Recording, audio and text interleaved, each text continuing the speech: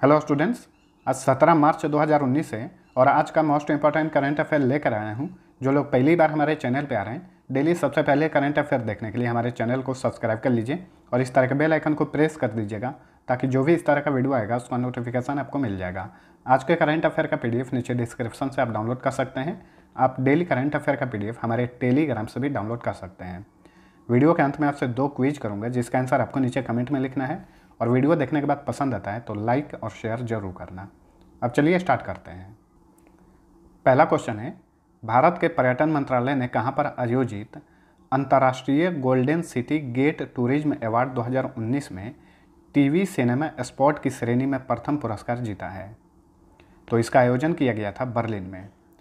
यहीं पर केंद्रीय पर्यटन मंत्रालय ने टीवी सिनेमा स्पॉट की श्रेणी में प्रथम पुरस्कार जीता है।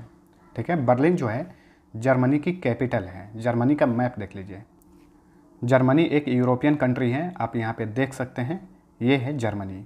इसी के पास में बेल्जियम, स्विट्जरलैंड, ऑस्ट्रिया, चेक रिपब्लिक, पोलैंड, फ्रांस आदि स्थित हैं। यहाँ के राष्ट्रपति हैं फ्रैंक वाल्टर स्टाइनमायर, चांसलर हैं एंजेला मार्केल, मुद्रा चलती है यूरो। अगला क्वेश्चन है, आधिकारिक तौर पर लुप्त घोषित की गई चीते की फार्मोसन क्लाउडेड प्रजाति कहाँ पर करीब 36 साल बाद देखी गई है? ताइवान में देखा गया है यह चीता। ऑप्शन बी राइट आंसर है। यह चीता जो है फार्मोसन क्लाउडेड प्रजाति का है, ध्यान में रखिएगा। 2013 में इसे आधिकारिक तौर पर लुप्त घोषित कर दिया गया था। कब? 2013 में। ताइवान आंसर है, इसके बारे में जान लेते हैं। सबसे पहले मैप देखिए, ये है वर्ल्ड का मैप और ताइवान है यहाँ पर। साउथ कोरिया, जापान, फिलीपींस आदि स्थित हैं। ये है ताइवान। कैपिटल है ताइपेई। राष्ट्रपति हैं यहाँ के त्साई इंग वेन। प्रधानमंत्री हैं सू त्सेंग चांग और मुद्रा चलती है न्यू ताइवान डॉलर।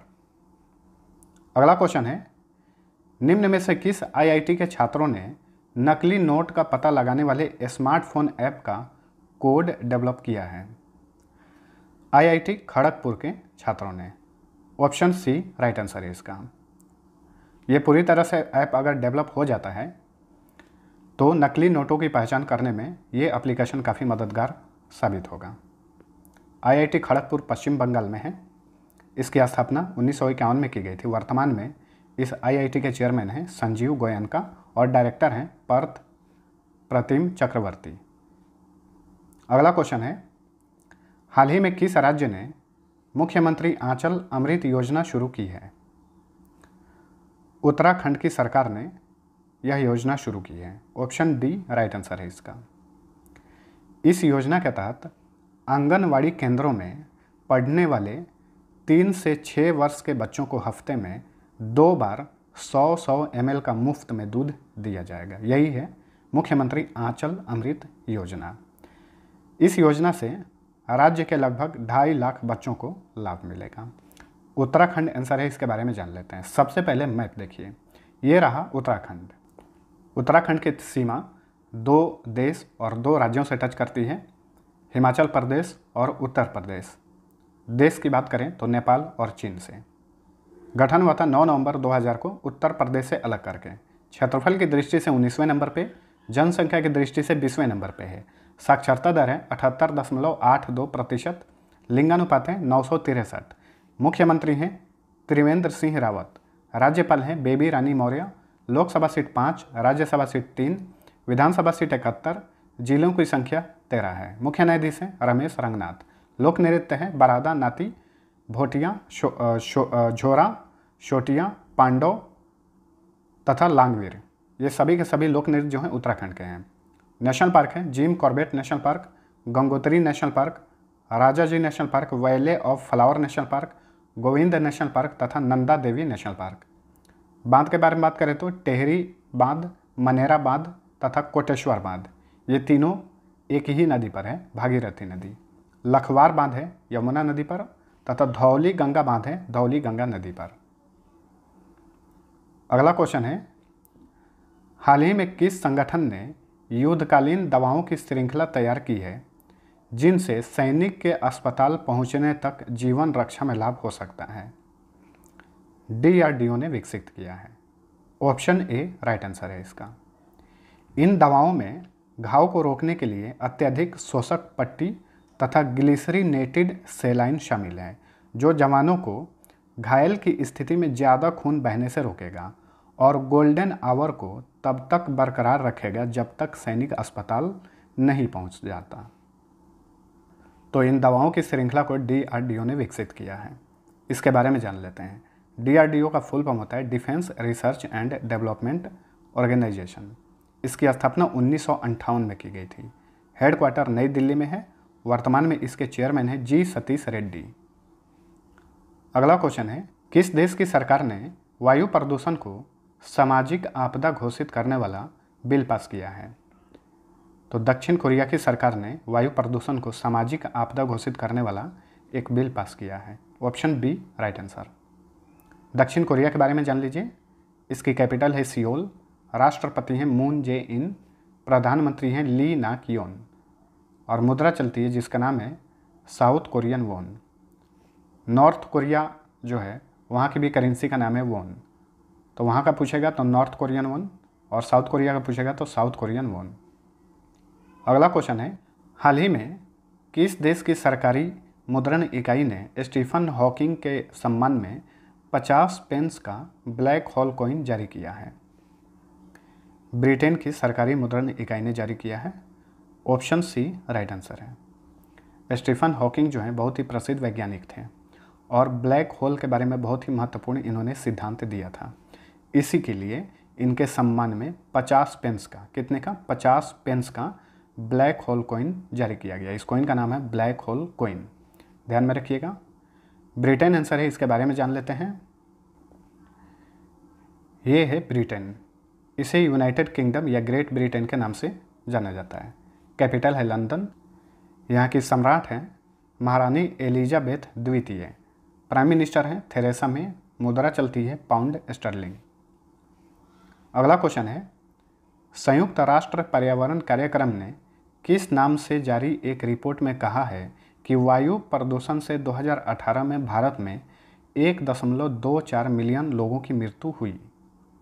1.24 मिलियन लोग यानी लगभग 12,40,000 लोग, ठीक है।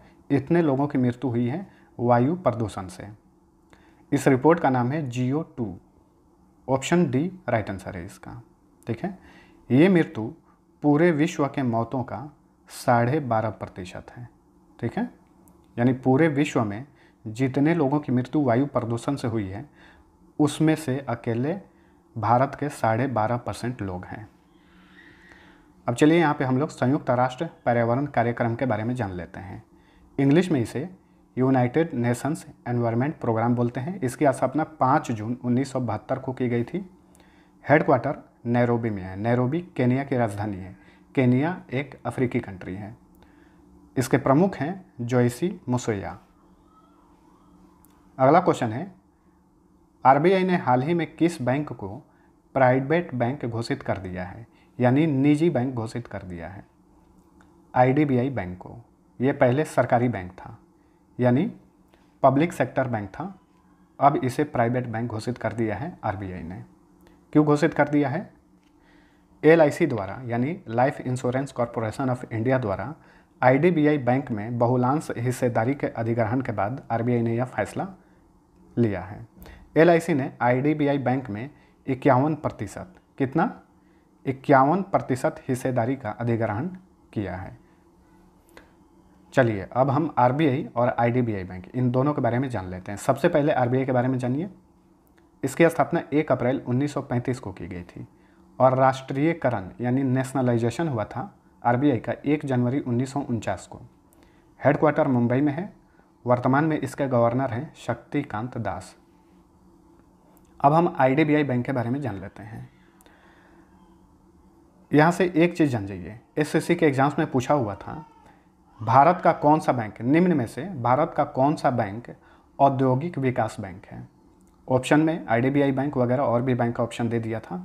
तो जिन लोगों को आईडीबीआई का फुल फॉर्म याद होगा वो लोग तो सही कर लिए होंगे, क्योंकि इसका फुल फॉर्म ही होता है industrial development bank of India, यानी भारतीय औद्योगिक विकास बैंक। ठीक है, ध्यान में रखिएगा। इसकी स्थापना 1 जुलाई 1964 को की गई थी। हेडक्वार्टर मुंबई में है। वर्तमान में इसके एमडी एंड सीईओ हैं राकेश शर्मा। गैर कार्यकारी अध्यक्ष हैं हेमंत भार्गव। अगला क्वेश्चन है, हाल ही में भारत के किस राज्य में वेस्ट नील वायरस का पहला मामला सामने आया है? केरल में। ऑप्शन बी राइट आंसर है इसका। केरल के मालापुरम जिला में। कहाँ पर? मालापुरम जिला में 7 साल के बच्चे में इस वायरस को देखा गया है। ठीक है, वेस्ट नील वायरस। और इससे संबंधित अभी कुछ चीज़ें बताऊंगा, उसे आप नोट कर लीजिएगा। वेस्ट नील वायरस यानी WNV एक मच्छर जनित रोग है। इससे संक्रमित घोड़े के इलाज के लिए टीका है, लेकिन अगर इससे मनुष्य संक्रमित हो जाता है तो इसका टीका भी मनुष्य के लिए नहीं है। पहली बार 1937 में, कब? 1937 में युगांडा, जो कि अफ्रीकी देश है, युगांडा के वेस्ट नील जिले में एक महिला में यह वायरस देखा गया था। ठीक है, वेस्ट नील एक जिला का नाम है युगांडा देश में। तो इतनी चीज़ें याद रखिएगा। अब चलिए केरल आंसर है, इसके बारे में जान लेते हैं। सबसे पहले मैप देखिए, ये रहा केरल। 2 राज्यों से इसकी सीमा टच करती है, कर्नाटक और तमिलनाडु। गठन हुआ था 1 नवंबर 1956 को। क्षेत्रफल की दृष्टि से 22वें नंबर पे, जनसंख्या की दृष्टि से 14वें नंबर पे है। साक्षरता दर है 94%। भारत में सबसे अधिक लिटरेसी रेट जो है ये केरल की ही है। लिंग अनुपात भी सबसे अधिक यहीं की है, 1084 है सेक्स रेशियो, यानी 1000 पुरुषों पर 1084 महिलाएं हैं यहाँ पर। कैपिटल है तिरुवनंतपुरम। मुख्यमंत्री हैं पिनाराई विजयन। गवर्नर है P Sathasivam. Lok Sabha seat 20, Rajya Sabha seat 9, Vidhan Sabha seat 140, जिलों की संख्या 14 और मुख्य न्यायाधीश हैं जो कि एक्टिंग है ऋषिकेश रॉय। लोक नृत्य है कथकली तथा मोहिनी अट्टम। नेशनल पार्क है Anamudi Shola national park, Eravikulam national park, Periyar national park, silent valley national park तथा पंबादूम नेशनल पार्क। बांध के बारे में बात करें तो मल्ला पेरियार बांध, इदुकी बांध पेरियार नदी पर है, बंसूरा सागर बांध है, ये काबिनी नदी पर है। अगला क्वेश्चन है, सुप्रीम कोर्ट ने 2013 IPL स्पॉट फिक्सिंग मामले में BCCI द्वारा किस क्रिकेटर पर लगाया गया आजीवन प्रतिबंध हटा दिया गया है? तो एस श्रीसंत पर आजीवन प्रतिबंध लगा दिया गया था, जिसे सुप्रीम कोर्ट ने हटा दिया है। ऑप्शन बी राइट आंसर है इसका। अब हम यहाँ पे सुप्रीम कोर्ट और BCCI इन दोनों के बारे में जानेंगे। सुप्रीम कोर्ट जो है इसकी स्थापना कब हुई थी? सुप्रीम कोर्ट की स्थापना 28 जनवरी 1950 को की गई थी। वर्तमान में सुप्रीम कोर्ट के मुख्य न्यायाधीश कौन है? रंजन गोगोई हैं। चलिए अब BCCI के बारे में जान लीजिए। जो भी चीज़ें बताऊंगा आप नोट कर लीजिएगा, जो लोग नोट अभी तक नहीं किए हैं। BCCI का फुल फॉर्म होता है board of control cricket in India. Board of control cricket in India. इसकी स्थापना 1928 में की गई थी।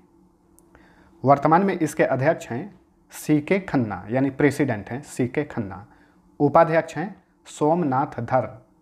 CEO हैं राहुल जौहरी और सचिव हैं यानी सेक्रेटरी हैं अमिताभ चौधरी।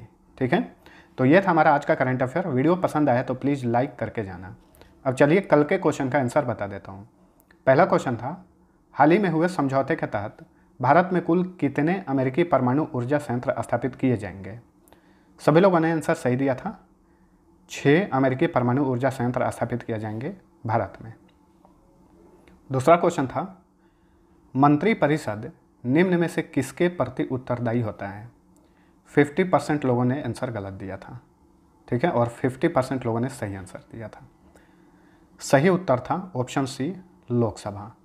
मंत्रिपरिषद जो है लोकसभा के प्रति उत्तरदायी होता है। कुछ लोग सांसद और कुछ लोग राष्ट्रपति कर दिए थे, जो कि गलत है। ठीक है, ध्यान में रखिए, मंत्रिपरिषद लोकसभा के प्रति उत्तरदायी होता है। अब चलिए आज का क्विज करता हूं, जिसका आंसर आपको नीचे कमेंट में लिखना है। पहला क्वेश्चन है, अमेरिकी सीनेट ने देश की सर्वाधिक शक्तिशाली अदालतों में से एक DC circuit court of appeals के न्यायाधीश पद के लिए किसे चुना है? दूसरा क्वेश्चन है केवलादेव नेशनल पार्क किस राज्य में स्थित है। दोनों का आंसर नीचे कमेंट में जरूर लिखिएगा।